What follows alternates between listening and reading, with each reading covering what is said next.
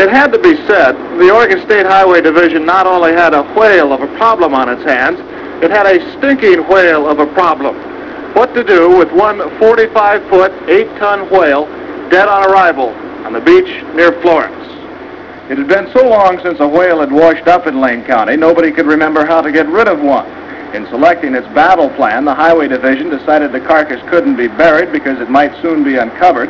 It couldn't be cut up and then buried because nobody wanted to cut it up, and it couldn't be burned. So dynamite it was, some 20 cases or a half-ton of it.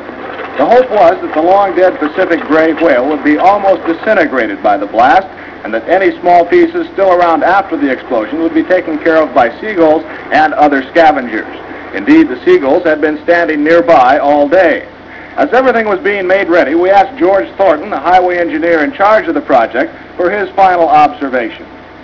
Well, I'm confident that it'll work. The only thing is we're not sure just exactly how much explosives it'll take to disintegrate this thing so the scavengers, seagulls, and crabs and whatnot can clean it up. Is there any chance it might be more than a one-day job? If there's any large chunks left, and we may have to do some other cleanup, possibly set another charge.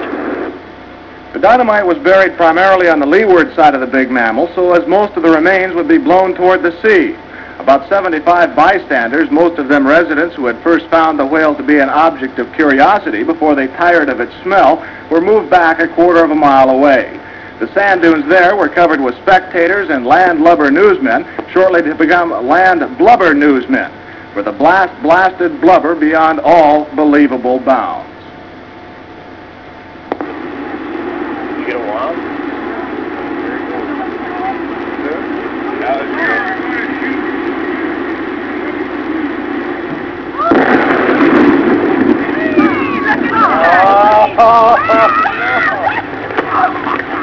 All right, Fred, you can take your hands out of your ears.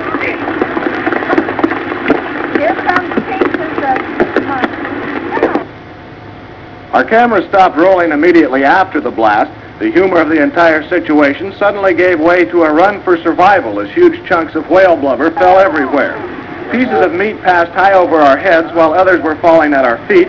The dunes were rapidly evacuated as spectators escaped both the falling debris and the overwhelming smell. A parked car over a quarter of a mile from the blast site was the target of one large chunk.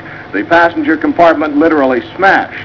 Fortunately, no human was hit as badly as the car. However, everyone on the scene was covered with small particles of dead whale. As for the success of the effort, well, the seagulls who were supposed to clean things up were nowhere in sight, either scared away by the explosion or kept away by the smell.